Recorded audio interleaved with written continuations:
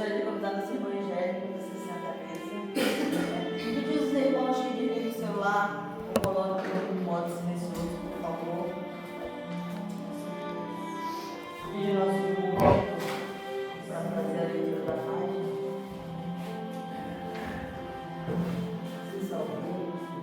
Bom dia! Bom dia! O livro Jesus no teu dia a dia, por Aguinaldo Fabiani, pelo Espírito José de Moraes, a lição O Pensamento. O pensamento é força de atração. Não creia, meu amigo, que pensamentos negativos são irrelevantes, simplesmente porque você não se transforma em ações. O pensamento negativo não deixa de ser uma ação de atrair para si o que se deseja. Mas eu apenas penso, não faço, justificam-se muitos. Porém, ao pensar, instala-se o desejo, arquiteta-se a ação nefasta que, não raras vezes, deixa de ser concretizada pela ação material por falta de oportunidade. Uma das atividades mais difíceis é conseguir educar o pensamento. Já que ninguém pode ver o que pensamos, criamos situações danosas para nós mesmos. Comece um treinamento de educação do pensamento. Tente, por exemplo, ao surgir uma ideia negativa, substituí-la imediatamente por uma positiva. Ao surgir um desejo ilícito, fazer uma prece.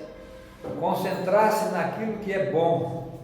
O pensamento é tão importante que os obsessores conseguem descobrir seu ponto fraco não pelo que falam, mas pelos seus pensamentos mais secretos. Você é o que pensa. Que assim seja.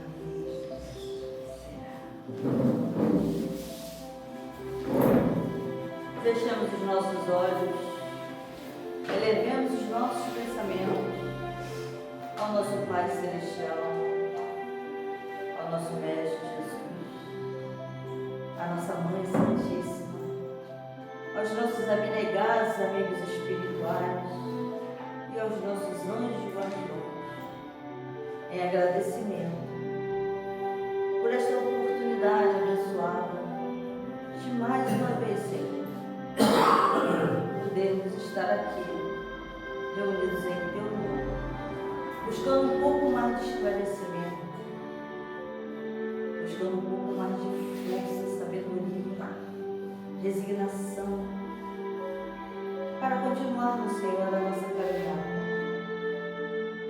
Nos fortalece na fé, Pai, que somos ainda muito necessitados do Teu amparo e da Tua infinita misericórdia. Derrama sobre cada um de nós, Senhor, o remédio necessário. Que a Tua paz e que a Tua luz envolva todos nós, encarnados e desencarnados. Fica conosco, Senhor, hoje, agora e sempre, em nome de Jesus. E assim. Com a palavra do Evangelho. Bom dia. Bom dia! Como vocês estão filmando, preferem que eu fique aonde? Mais aqui? Pode ficar assim. Um pouquinho. Nesse quadrante está ótimo.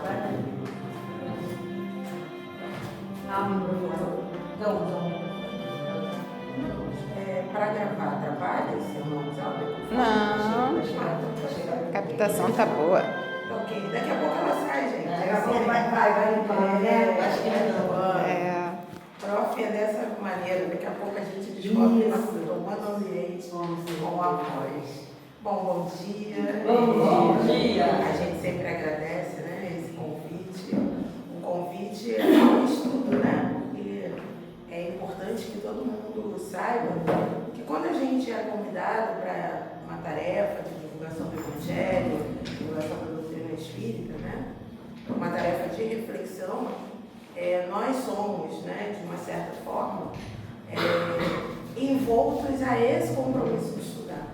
Então, para que a gente possa organizar o pensamento para que a gente possa fazer, né, do nosso aparelho vocal um instrumento para uma mensagem, a gente precisa refletir, ou seja, todo convite é sempre uma bênção para aquele que está nessa posição. E aí, coisas de Alessandra, né? A Alessandra me convidou para falar sobre o sentido do ódio, né? E foi um desafio, né? Foi um desafio. Eu perguntei quais são suas referências para esse tema. E aí ela explicou que tinha a ver com uma palestra. E eu falei, opa, então significa que ou eu posso assistir a palestra, eu fui lá assistir, mas a partir disso a gente pensa em como trazer a mensagem que também nos atenda, porque não seremos hipócritas se em primeiro lugar ela bate em nós, ou seja, de acordo com aquilo que a gente é capaz de compreender e de se apropriar, como também pensar nessa dinâmica desse contexto em que todos nós estamos inseridos. E aí, em pensando no sentido do ódio, antes de mais nada, eu fiquei pensando nessa palavra sentido, né? Porque parece que o sentido do ódio tem a ver com o significado, com compreender, ou se faz sentido para a gente, né? Estabelecer esse sentimento de ódio, ou a que direção esse sentimento nos leva. Então, mais ou menos, a gente vai falar um pouco dessa direção a que esse sentimento nos leva.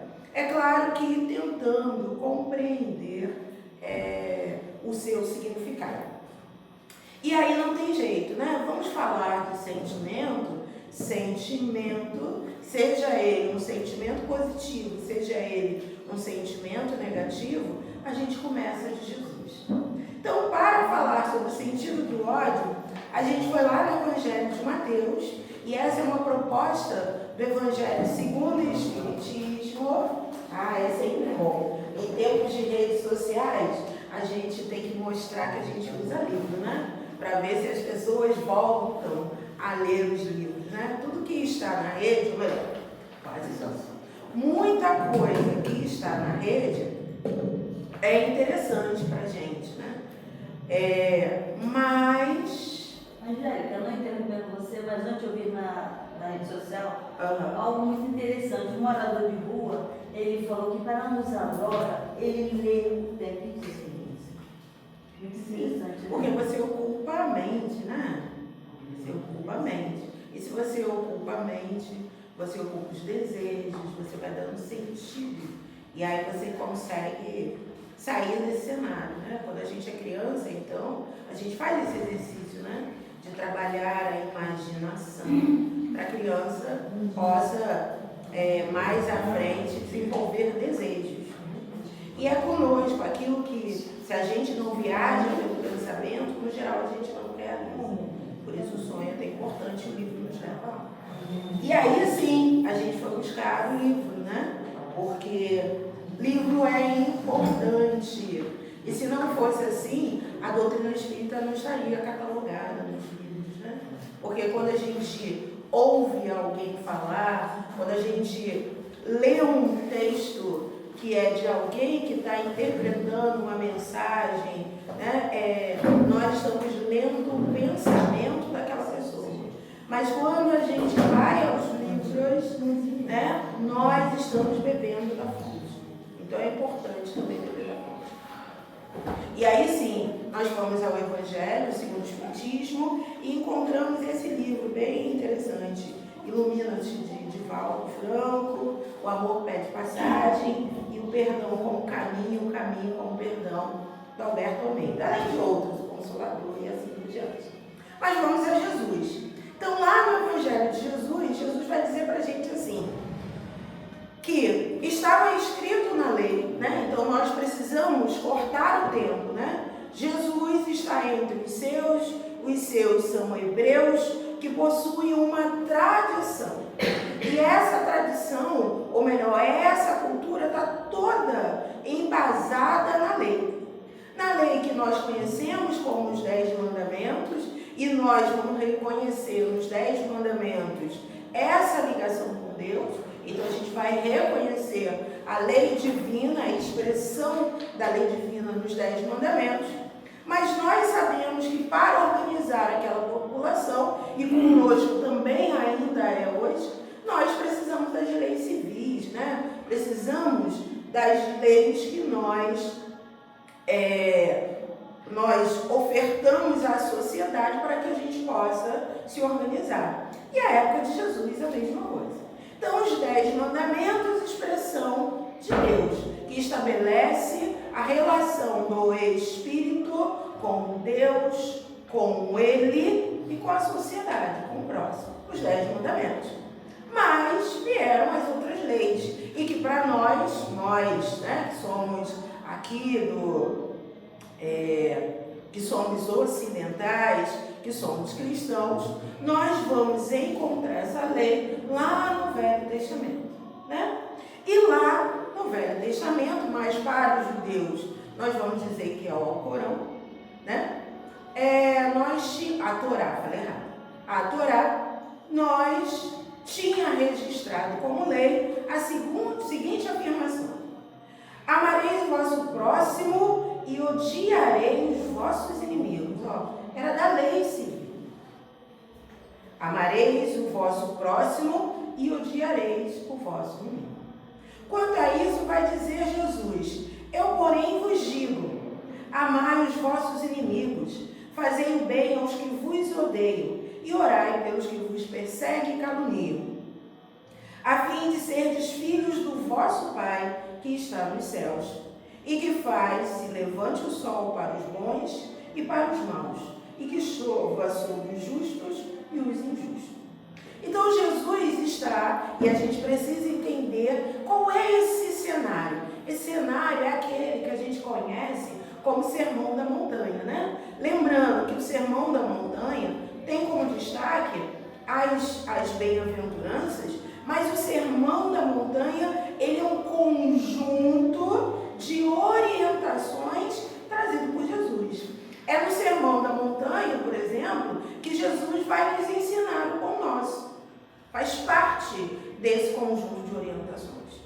Por quê? Porque a gente entende que o Sermão da Montanha traz a essência daquilo que Jesus tinha para nos dizer. A essência está ali. Se a gente desconsiderar tudo, mas considerar o Sermão da Montanha, estamos a caminho dessa perfeição. E aí Jesus aproveita este momento para fazer a conexão com o que está na lei civil. Amar ao próximo, mas odiar os inimigos. Mas o que Deus propõe? Deus propõe que nós sejamos capazes de amar a todos, inclusive os inimigos. E por quê? Porque Deus, que é infinitamente bom, né? E que nós sabemos, né, que é a causa primária de tudo que nós conhecemos, inclusive nós mesmos.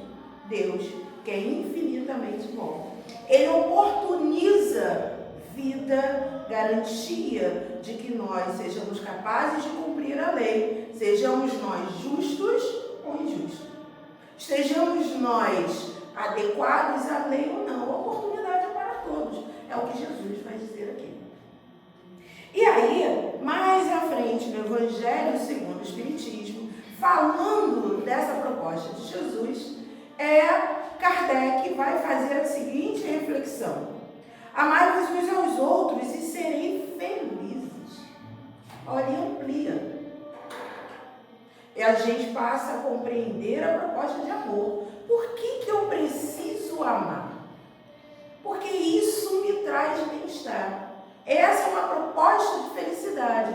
Uma proposta de felicidade não angélica, mas uma proposta de felicidade ao Espírito que hoje se apresenta como angélica. Então é preciso que a gente tenha isso bem claro.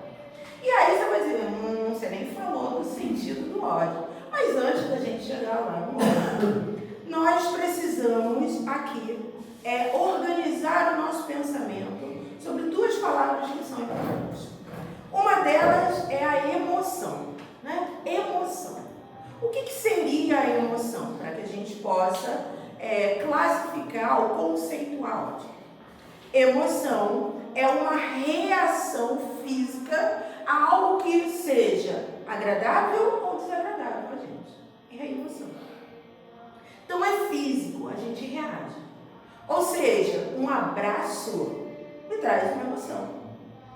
Pode me trazer alegria, não é isso? Um abraço gera uma emoção. Se esse abraço, claro, for um abraço que você desejou, for bom sentido. Não é isso? Então, a emoção é uma reação. Alguém pisar no meu pé ou fazer alguma coisa que não estava permitido pode me gerar uma emoção. Pode ser a ira, medo. Então, as emoções são naturais, são reações. A gente não estabelece controle sobre a emoção. O que a gente estabelece? A forma como a gente vai expressar. Então, alguém foi mal educado comigo, eu posso ficar chateada, posso ficar irada, posso ficar com raiva. Essa é uma possibilidade. Alguém me tratou muito bem, eu posso ficar feliz, posso ficar alegre, né? A alegria é uma emoção.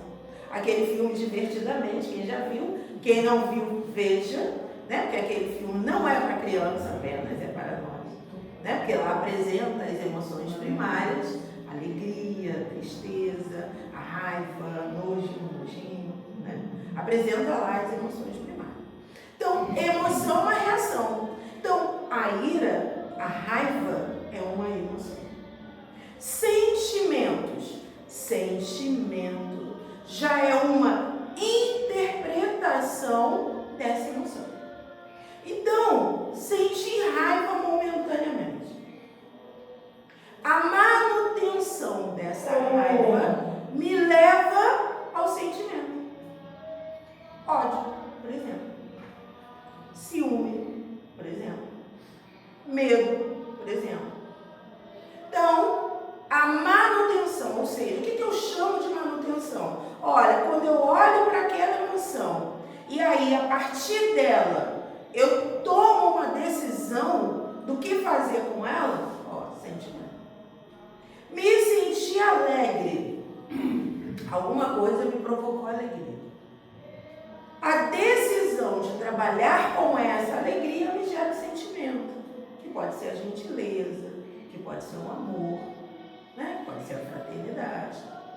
Então, emoção é reação, sentimento é um estado, né, afetivo, é uma decisão. É diferente, são gradações diferentes, né? Logo, em resumo, nós podemos dizer que a emoção é reação e no sentimento nós estamos interpretando, estamos dando significado a essa emoção. E é a partir daí que nós, então, vamos propor qual é o sentido do ódio. Esse alicerce. Jesus nos dando uma orientação acrescido do Evangelho segundo o Espiritismo, que fala da importância de nós nos amarmos para que sejamos felizes. E aí a gente, então, vai perguntar qual é o sentido do ódio.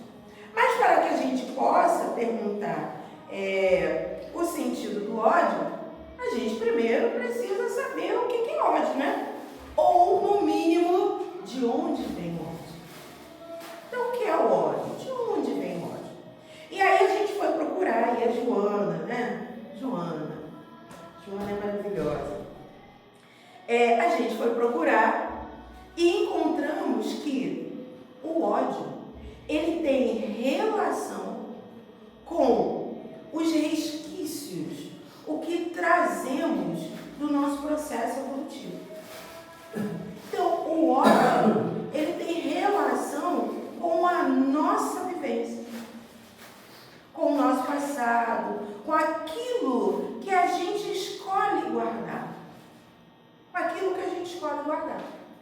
Ele tem relação com isso. Ela vai dizer que o ódio, a partir disso, ele vai trabalhar em conjunção com a vingança, né? Ódio e vingança tem a ver com essa escolha, com aquilo que a gente traz como proposta, mas que nós olhamos para essa proposta. E alguém vai dizer assim, ué, Angélica, não entendi. Bom, tem a ver com as nossas experiências atuais e as passadas. Mas nós escolhemos olhar a vida com um olhar pessimista. Nós escolhemos olhar a vida a partir do nosso orgulho, da nossa vaidade. É porque o ódio tem uma relação bem expressa com isso. Quem é a Marina para achar que pode me ofender? Não é verdade? Quem é fulano para achar que pode agir diferente daquilo que eu proponho? Realmente é isso. Quem é fulano para achar que pode ser diferente? Então tem a ver com essa proposta íntima de olhar para a vida, né? E ela vai dizer ainda que também tem relação com os nossos mecanismos de defesa. Mas esse mecanismo de defesa, alicerçado nisso, nesse orgulho, nesse egoísmo, na vaidade, tem relação com isso. Então, o ódio, na verdade, nós vamos perceber que tem a ver conosco. Não é o outro que provoca o ódio. Tem a ver comigo. Tem a ver com as nossas escolhas. Já que sentimento é uma interpretação e o ódio é um sentimento inferior, então tem a ver conosco. A nossa escolha, a nossa história, a nossa proposta de vida. Formação, né? Formação, nossa formação. Pode sim, pode sim. Mas, quando a gente fala em formação, a gente só precisa abrir um parêntese, né? Porque formação tem a ver com a interferência do outro. É claro que nós podemos criar crianças, pessoas, induzir as pessoas a odiarem, não temos dúvida, né? A história da humanidade está recheada disso. Né? A história da humanidade está recheada de odeio aquele pela etnia, odeio aquele porque ele não é o mesmo país que eu, odeio aquele por causa das diferenças raciais, odeio aquele pelas diferenças sexuais. A nossa estrutura está rodeada disso. Mas também é preciso lembrar que é uma escolha. Que é uma escolha. Senão a gente responsabiliza todo o outro, né? E se transforma em alguém que diz, eu sou somente vítima. Existe uma escolha. O Espírito sempre tem uma escolha. O Evangelho segundo o Espiritismo vai dizer o seguinte: da condição inferior em que ainda se encontra o homem, cujo orgulho fala muito alto, impedindo de ver, naquele que lhe inspira o ódio, alguém que necessita do seu perdão, compreensão e cooperação. É o nosso olhar. Então, escolher a via do ódio é não olhar o outro como igual. Porque nas nossas dores, gente, nas nossas dificuldades, nós queremos ser olhados como alguém que está apresentando uma dificuldade. Quer ver? Às vezes alguém é extremamente grosseiro com você. E aí ela vai, passa o dia. Isso acontece às vezes na família. E aí depois ela volta e diz, poxa, me desculpa. Eu não estava bem. Aconteceu isso, aconteceu aquilo. Ó. Quando ela está se expondo, ela está pedindo a você que a olhe mais do que aquela cena. Não é isso? Então, às vezes, diante das nossas ações, a gente se expõe para que a pessoa entenda que eu não sou aquela ação, eu não ajo só daquela maneira, e que existe um motivo, eu considero como sendo motivo, para, naquele momento, ter agido de uma forma equivocada. Isso é muito natural.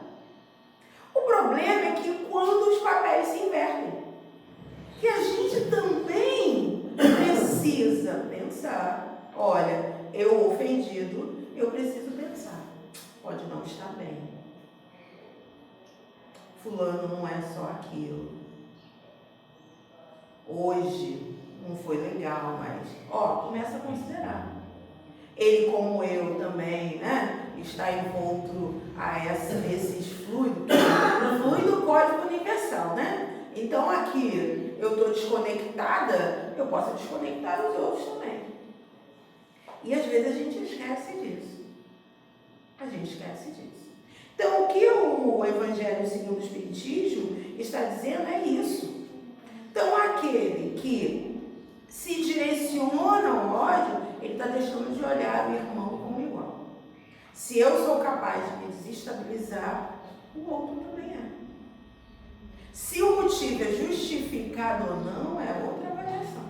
Mas eu preciso olhar o outro, porque para quem está naquela situação, ele é justificável. É a questão da dor, né? Para algumas pessoas, hoje, estar ligada é a morte. Para outras pessoas é só, estou vivenciando aqui um vírusinho, isso mesmo. Porque as dores despertam reações diferentes nas pessoas. E aí, não tem um livro chamado Manual Prático do Espírito, que vai falar sobre ódio, remorso, vingança, agressividade. Eu estou lendo bastante, que tem assuntos que eu gosto de conceituar a partir do que a gente vai encontrando nas obras, tá? O ódio é uma manifestação dos mais primitivos sentimentos do homem animal, que ainda guarda no espírito em evolução os resquícios do instinto de conservação sob as formas de defesa de amor. Que interessante.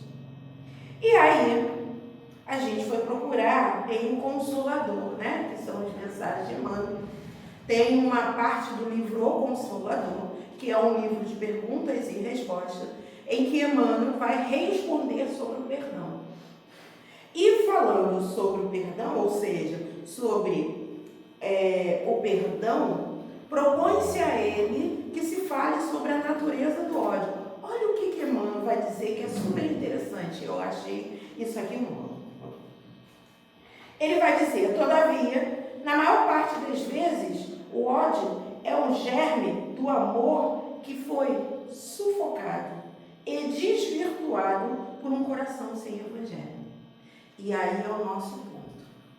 O amor é o germe de o ódio é o germe de um amor que foi sufocado. Gente, a origem do ódio está no amor. Nós odiamos alguém ou nos propomos a odiar alguém quando o nosso amor próprio é ferido. Nós nos propomos a amar, a odiar alguém quando nós estamos numa proposta de amor e a gente sente que aquele amor é rejeitado. Então, o ódio é o amor adoecido. No geral, se odeia a quem se conviveu. Então, quando Jesus fala que era da lei civil amar o próximo e odiar o inimigo, e que para ele a proposta trazida por ele, que é a proposta de Deus, é amar a todos, amar os inimigos, que esse amor é a conquista da felicidade, porque quando estamos falando de ódio, estamos falando de relações que foram rompidas. E é da lei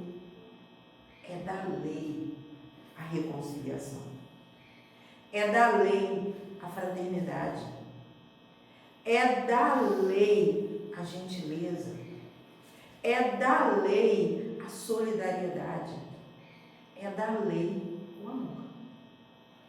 Porque se nós somos espíritos imperfeitos, se nós aqui temos uma missão de trabalharmos pela nossa perfeição, e perfeição é amor, eu não posso deixar pelo caminho as minhas relações. Não possa. Então, quem se propõe a odiar ou se permite ao ódio, está fazendo uma escolha de rompimento. Olha, mas o céu, o dia, não nasce todos os dias pra gente? Independente do que a gente faça.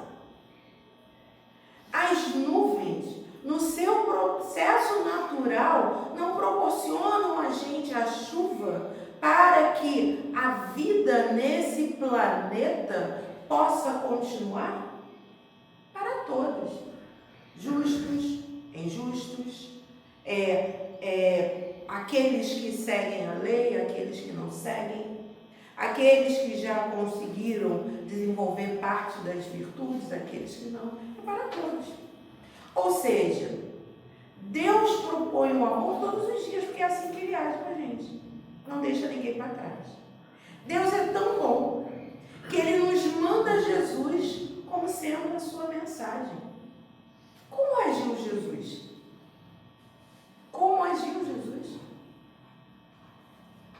Não foi com perdão? Não foi permitindo, que a turba mesmo o acusasse, o acusando, sentenciando a morte? Jesus nos teve lá e pediu, Senhor, perdoe. E perdoe por quê? Porque eles ainda não sabem o que estão fazendo, por reconhecer em nós a nossa imperfeição. Aquilo que nós não construímos ainda. Então, é preciso estar atento a isso. Quem odeia, odeia porque amou. E aí o ódio é essa escolha de substituir esse sentimento de fraternidade, de amizade, de amor, por algo que eu queira que rompa essa relação. Mas qual é o nosso grande problema? Que a relação não se rompe. Odiar não é rompimento de relação. Pelo contrário, odiar é estabelecer laços. É estabelecer laços. E aí a gente vai entendendo então que odiar é uma escolha. Eu vou abrir um parênteses. E é uma escolha mesmo, tá, gente? Apesar de Emmanuel dizer que o ódio tem relação com esse amor que está adoecido, nós estamos vivenciando tempos difíceis, não é verdade? Tempos muito difíceis. Ao longo da história da humanidade, nós passamos por esses pontos e nós estamos vivenciando onde a gente tem a sensação que a proposta para que nós sejamos adversários, inimigos, está muito maior do que a proposta de nós sermos amigos. Estamos aí. A gente consegue se odiar por ideologias políticas, a gente consegue se odiar porque a gente deseja que o outro tenha características como a nossa, pensamentos como o nosso. A gente odeia por orientações sexuais. A gente odeia por etnias, raças diferenciadas. A gente odeia por localização. Então, nós estamos num momento singular. Claro que sabemos que estamos falando da transição planetária. Sim, faz parte do processo de transição planetária. Mas eu não posso colocar a transição planetária no lugar que justifique a minha escolha. O motivo? A minha escolha, o meu motivo. Então é preciso estar atento. Por quê? Porque a gente fica nessas correntes. Por que será? E a gente viu isso. Eu vou falar, aqui no Brasil, falou então a política, o negócio fica febre. A minha família não é muito normal. E essa família é a família do coração. E aí, isso, nós não somos, mas eu mostrar para o senhor porque que a gente não é muito normal. nós temos algumas coisas que são importantes. Como quase todas as famílias, temos um grupo de WhatsApp, né? Para dar bom dia, para outro reclamar que você dá bom dia, para as tias que agora já estão aposentadas, tirar foto do Bom Dia Rio, todas as reportagens colocar no grupo, contando para a gente o que aconteceu. É assim a família. E claro que nessas questões ideológicas de política nós temos posições diferentes. E quando essas questões estão como sendo um elemento das nossas discussões, a gente tem uma regra. Você pode se aborrecer à vontade. Você pode até sair do grupo. E você tem 24 horas para ficar fora. Porque a gente vai te colocar de volta. Porque essa é a família que você tem. Então você pode se aborrecer, tirar um tempo para pensar, pode até me xingar na sua mente. Mas no dia seguinte você estará de volta. Por quê? Porque é isso. A emoção me permite. Estou no calor lá das discussões, a emoção me permite ficar com raiva e tal. Mas você não pode, não tem a proposta de odiar o membro da família. Então tu volta. Nós temos uma prima que odeia o grupo do WhatsApp. Ela diz, eu não gosto, vocês não têm o que fazer, vocês passam o dia inteiro falando. Por quê? Tem um monte de tia que já está aposentada, as crianças. Mas você não pode sair, ela sai. E a gente põe ela de volta. Essa é a sua família, volta para cá. Jéssica, isso aí, você vê, por unidade, o meu filho ficou quase um ano agora fora, o Robson. Mas ontem foi o aniversário dele, eu observei isso, a família talvez tenha observado, ele ficou quase um ano fora. Mas ontem, eu não sei o que alguém colocou e disse assim, chama ele aí. Entrou. Porque é a nossa família. E o problema é que a gente traz correntes para nos desestabilizar. E não pode, a gente não pode. A gente precisa estar atentos. A gente precisa estar atento com os nossos preconceitos. Por que eu vou odiar alguém por suas expressões, pela sua orientação sexual? Não faz sentido, gente. Não faz sentido. A gente odiar alguém por sua orientação sexual. Odiar alguém pelo tom da pele. Odiar alguém porque ele é do país A, B ou C. Odiar alguém porque ele escolhe o candidato A, B ou C. Não faz sentido. Durante esse período, em alguns momentos, eu vi algumas pessoas falando no movimento espírita e a gente que está um pouco à frente na casa espírita, a gente precisa ficar muito atento, porque o papel da casa espírita, por exemplo, é acolher. Eu não posso dizer, o fulano do candidato A, a porta está aberta para você. Fulano do candidato B, não, você não pode. Só pode agora você. A gente não pode fazer isso. E aí, a gente precisa ter esse cuidado. Então, eu ouvi às vezes, eu vou dizer assim, não é possível, como espírita, a pessoa ir pular. Não, ela tem direito. Eu posso não concordar, mas ela tem direito. Direito.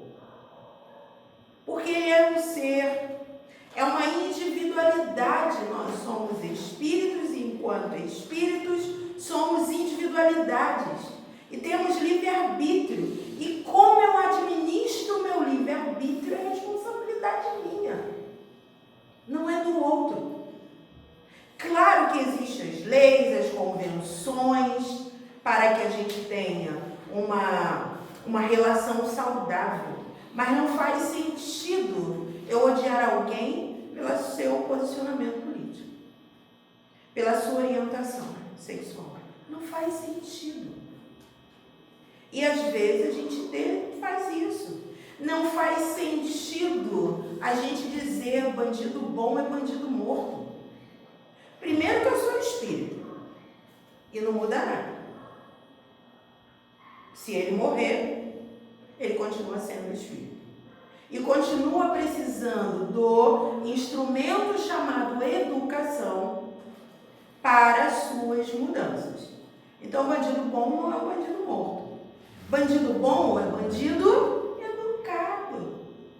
E hoje, eu não tenho coragem de pegar a arma. Hoje, eu não tenho coragem de assaltar. Mas eu não sei o meu passado, e graças a Deus por isso, né? É da lei que a gente não sabe o nosso passado.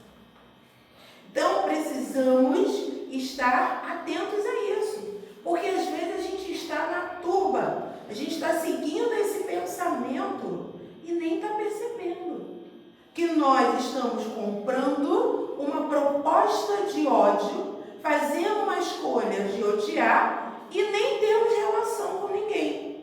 Porque de perto, quando eu conheço o ser, nossa, eu posso conhecer alguém que tem uma estrutura muito próxima minha, que tenha até condições de eu dizer que é meu amigo.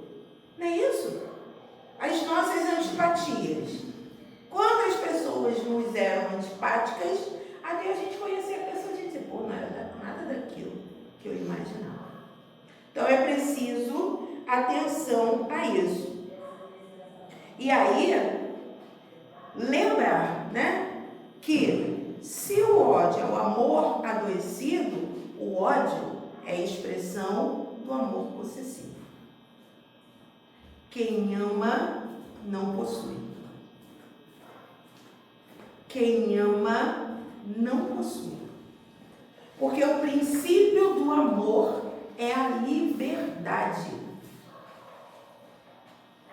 Imagine se Deus, em nome do amor, nos forçássemos a agir como Ele quer. Mas Ele nos oferta o livre-arbítrio. Imagine se Jesus encarnado, né? Vou até Jesus encarnado.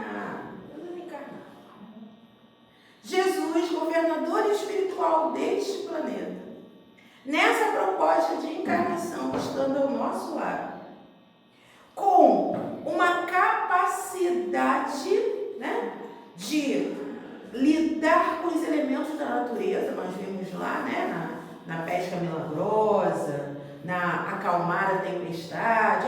Jesus lidera esses elementos, esses espíritos, que alguns dizem que ainda não são os elementares, né, que são capazes de organizar a natureza nesse planeta. Imagine que, para forçar que nós agíssemos de acordo com a proposta que ele traz, ele imprimisse a força. E ele não fez isso. Deus não faz isso. Então, amar não é posse.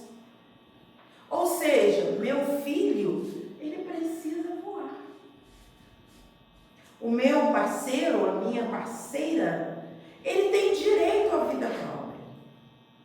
Porque o ódio, é esse amor que está doente, que é possessivo. E nós temos visto, né? Quantos assassinatos, né? Quantas coisas cruéis estão acontecendo em nome desse amor que se sente rejeitado, que se sente mutilado, e por isso ele escolhe odiar, e o ódio chega somado a uma grande crueldade. E é preciso então lembrar que, olha, escolhi, e a gente fala assim, Angélica, você fala escolher, isso está me trazendo um desconforto, porque eu não escolho odiar alguém, escolhe. A gente só não se pergunta, é escolher mesmo. E o desconforto é de propósito. É de propósito. É para a gente refletir que a gente faz escolhas. Até quando a gente diz assim, não, mas eu não escolhi nada, então se omitiu. E aí você se deixou levar pela turba. Então é uma escolha. Mas é preciso lembrar que quem sofre mais, né? nessa proposta de deixar com que esse sentimento aflore. Quem o sente? Quando nós lemos as literaturas espíritas, né, existem vários relatos de espíritos já no plano espiritual, não mais no corpo, com sofrimentos atrozes. Por quê? Porque o ódio te leva a uma ideia. Eu quero me vingar, ele só fica trabalhando em torno daquela dor, daquela dor, daquela dor, daquela dor. Pensa dia e noite naquela dor. Pensa em dia e noite eliminar a dor, mas não pelo processo de olhar para a dor, buscar ajuda, não. Eliminar a dor porque eu preciso propor ao outro a mesma dor que eu estou sentindo. E isso nós levamos conosco. Porque enquanto espíritos, numa proposta de reencarnação, numa proposta encarnatória, nós sabemos que todos os aspectos materiais, tudo que nós temos como recursos materiais, nós aqui deixaremos. Então, meu carro, a roupa que eu estou vestindo, nós deixaremos. O que nós levamos conosco? Tudo Saudade. que sentimos. Sentimento, saudade, todos os sentimentos. Memória.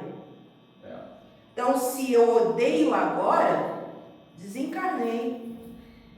Filho, se você não escolher abrir mão disso, você continuará nesse sofrimento.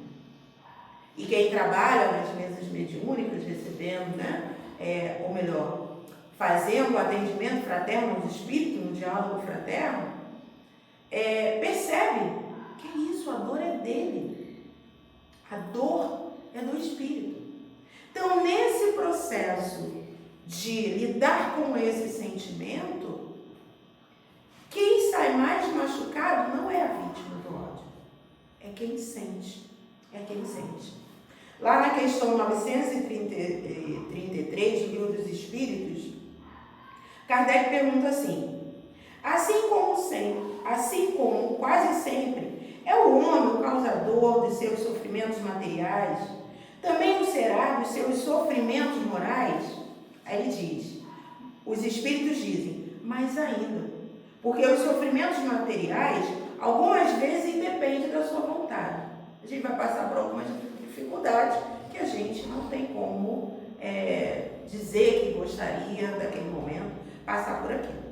Mas o orgulho ferido, a ambição frustrada, a ansiedade da avareza, a inveja, o ciúme, todas as paixões, numa palavra, são torturas da alma. Isso somos nós que procuramos. São as torturas. Então, o ódio é uma tortura para nós. Para nós. E isso é tão interessante que, às vezes, você nutre um ódio por alguém. Ou melhor, teve uma dificuldade com alguém, a vida segue. A gente se permite a mágoa, daquela mágoa surge o rancor, do rancor você nutre um sentimento pela pessoa. E às vezes você fica aquilo para si e a vida segue. O outro nem sabe.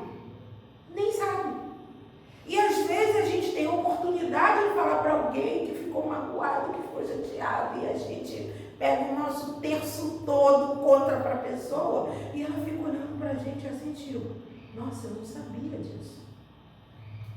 E não sabia mesmo. Então, esse sentimento inferior machuca a gente. E aí é interessante que ele vai dizer que esse sentimento prolongado, olha só o que ele faz, transforma-se em cárcere estreito e asfixiante que esmaga o ser. A gente vai se esmagando, apresentando saída falsa pela porta da vingança, mediante o qual desforça-se daquele que lhe constitui o motivo. É a irracionalidade. Isso gera doenças cardíacas, doença do estômago, gera doença. E é interessante a gente perceber doenças do agora, o meu corpo reage, doença no espírito. E aí eu vou reencarnar com uma questão cardíaca.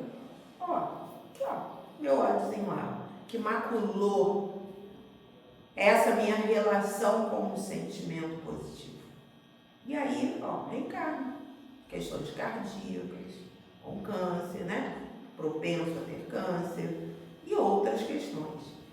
Então, isso gera prejuízo para a atualidade e gera prejuízo a longo prazo. Aí vai dizer, mas é a lei me maltratando? Não.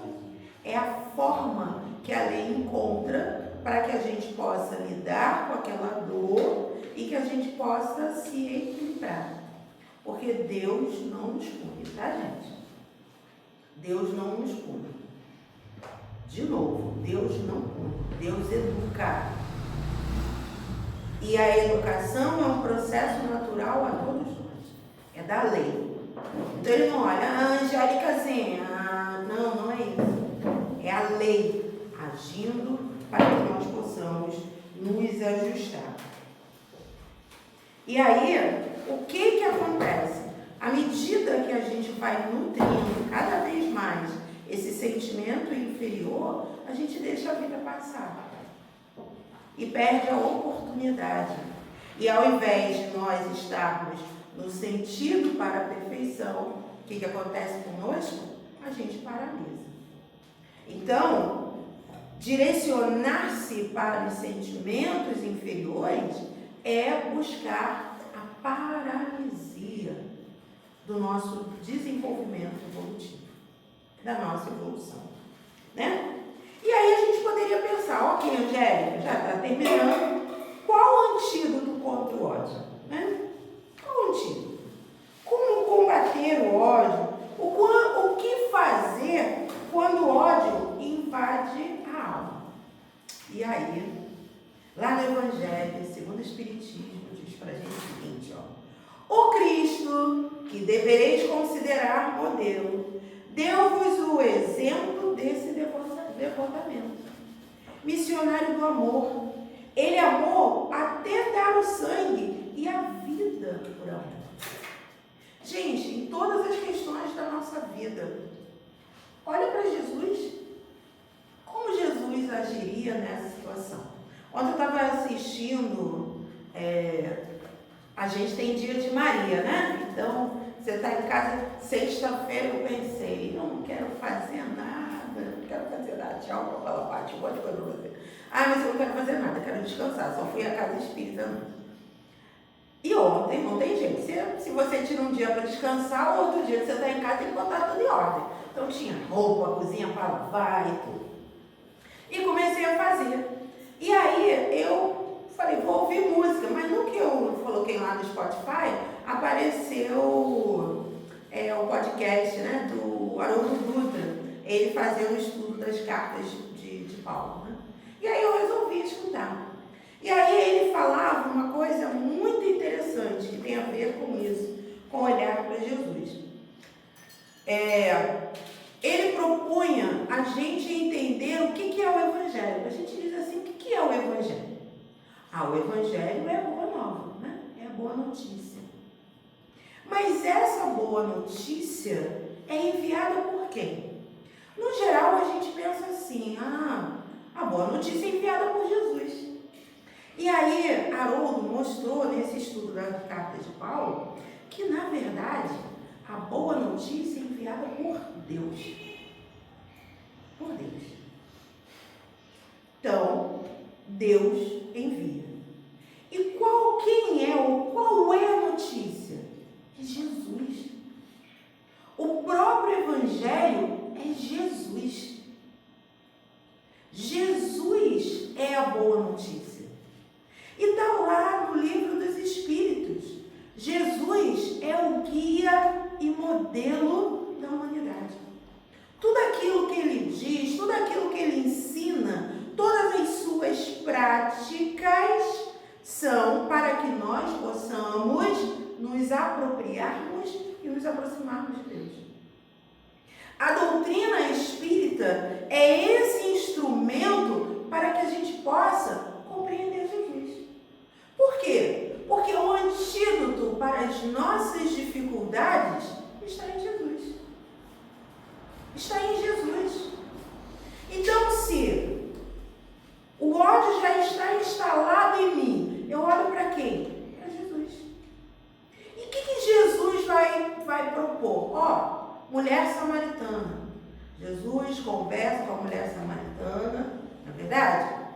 E aí apresenta ela ou fala à mulher samaritana que ele era o Messias. E propõe que ela vá dizer aos outros que o Messias já se faz presente. E que ele é essa água, né? Essa fonte que alimenta o ser. Jesus vai falar com Joana de Cusa, que é uma mulher nobre, né? Pertencia à nobreza romana e que tem todas as suas dores e fala do seu casamento, das suas dificuldades. E Jesus propõe o quê? Que ela olhe para essa estrutura, para esta família, para este homem, para esta casa e olhe com amor. Olhe com amor. Jesus propõe a Pedro o perdão. E propõe a Pedro o perdão, propõe ao discípulo o perdão, e sendo questionado por Pedro, vai dizer para a gente que nós precisamos perdoar, não 7 vezes, né, mas 70 vezes 7. Aí alguém um dia me explicou que é a mesma situação. Entendeu? Não é 70 vezes 7, ou seja, 490 vezes ao longo da minha história. Não, aquela mesma situação. Entendeu? Perdoa uma vez, perdoa de novo. Eu acho isso aí um abuso. Você acha um abuso? Eu acho. E quantas vezes Deus o perdoou ao longo da sua trajetória? Olha, eu procuro ser um cara muito correto. Não, eu entendi. Eu entendi. Agora, fez uma vez, muito obrigado. Acabou. Ok. É uma proposta. Mas vamos para Deus. Tá bom. Ao longo da nossa jornada, quantas vezes Deus nos perdoa? Ele perdoa todos os dias. O perdão de Deus independe se nós pedimos ou não. Independe. Para nós encarnados, espíritos ainda em processo de evolução, é difícil. Muito. Mas não é impossível. Porque Jesus, ao propor essa prática, ele exemplificou. Ao longo do messianato de Jesus, e vamos nos concentrar nos 3 anos, né? Que são os que estão mais relatados. Quantas vezes Jesus perdoou? Quantas vezes? A gente que diz que é difícil. Lá no livro dos Espíritos diz, sabe o que nos falta? Vontade insignificante. A gente que diz que é difícil. Os Espíritos dizem que para seguir a lei nos falta vontade insignificante. Gente, ó, insignificante. Na verdade, somos nós que colocamos barreiras. Somos nós. Não é difícil, não. Só que a gente fala da nossa dificuldade a partir das escadas. Quais escadas? Orgulho, vaidade, egoísmo, né? Ó, nossos degraus. A gente não fala da dificuldade a partir da solidariedade, da fraternidade. A gente não fala isso. A gente não fala da dificuldade a partir do reconhecimento da nossa inferioridade. E aí tem um ponto. Quando a gente fala do perdão, é preciso entender que eu treino com o outro perdão para que eu possa me perdoar. Porque a lei está escrito na nossa consciência. A lei está escrita na nossa consciência. E nós já sabemos que não teremos juízes, não estaremos num tribunal. O tribunal é da nossa consciência. Então, quando eu treino com o outro, nossa, e aí eu levo essas considerações, fulano não está bem, fulano não conhece. Não conhece. Ó, quando eu levo isso em consideração, quando eu estiver me analisando, eu vou levar isso em consideração. Então, quem não perdoa, não se perdoa. Os espíritas, né, que somos nós criamos um lugar psicológico chamado umbral. Então a gente acha que quando desencarnar, não fez uma coisa legal, a gente vai parar no umbral. E aí a gente, na verdade, a gente pegou a nossa cultura do inferno e transformou em umbral. É isso? Mas umbral não é necessário. Umbral não é necessário. Mas como a gente não se perdoa, a gente vive um sofrimento. Quem lê o Nosso Lar sabe que André Luiz, né, ficou no umbral em torno de 8 anos. Existem algumas comunicações dizendo já que ele nem precisava desse tempo, mas era ele que precisava se perdoar. Que quando aqueles espíritos diziam que ele era suicida e que gritavam, né, as coisas terríveis que ele tinha feito, era a consciência dele que exteriorizava e aqueles espíritos eram capazes de ler e utilizavam aquilo contra ele. Mas, se nós desencarnarmos hoje, o nosso amigo espiritual, nós frequentamos uma casa espírita, a equipe espiritual daquela casa estará ao nosso lado, só que a gente não enxerga. André Luiz, durante esses 8 anos, não percebeu a presença de sua mãe, que esteve com ele o tempo inteiro. Então, quando a gente fala desse perdão, que a gente direciona ao outro, é porque quando for a vez da gente olhar para a gente ser capaz de perdoar. A gente acredita mesmo que a gente precisa ser punido. Então, quando eu direciono a punição ao outro, eu acho que eu também tenho que ser punido. Por quê? Com a medida que eu meço, eu serei medido. E eu me meço também. Então é preciso estar atento a isso. Esse é o nosso exercício. Mas aí eu ainda preciso conversar um pouquinho com os amigos espirituais para eles me darem medida do que seja insignificante. Porque para a gente é um esforço atroz. Mas essa é a nossa proposta. E eu tenho que terminar. Eu tenho 1 minutinho. E aí, para terminar, a gente vai trazer aqui que para eliminar esse sentimento, primeiro é preciso ver que direção ele me convida. E é preciso deixar claro que ele nos convida à dor, ao sofrimento.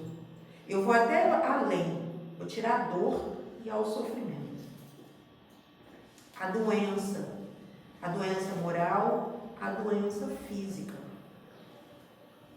E para que eu não permita que esse sentimento haja em mim, é preciso cumprir aquilo que está lá no livro dos Espíritos. Qual o meio prático mais eficaz que tem o homem de se melhorar nessa vida e de resistir à atração do mal? Um sábio da antiguidade, quando disse, conhece a ti mesmo. Esse conhece a ti mesmo, nós podemos então seguir a recomendação que também está na doutrina espírita através do Evangelho segundo o Espiritismo. Quando o Espírito de verdade propõe, espírita, amai-vos. Este é o primeiro ensinamento. Instruí-vos. Este é o segundo. Então é preciso que a gente conheça, é preciso que a gente mergulhe em Jesus, é preciso que a gente se conheça, mas é preciso, em primeiro lugar, lembrar que tudo isso só tem importância se eu colocar o amor em primeiro lugar. Muito obrigada.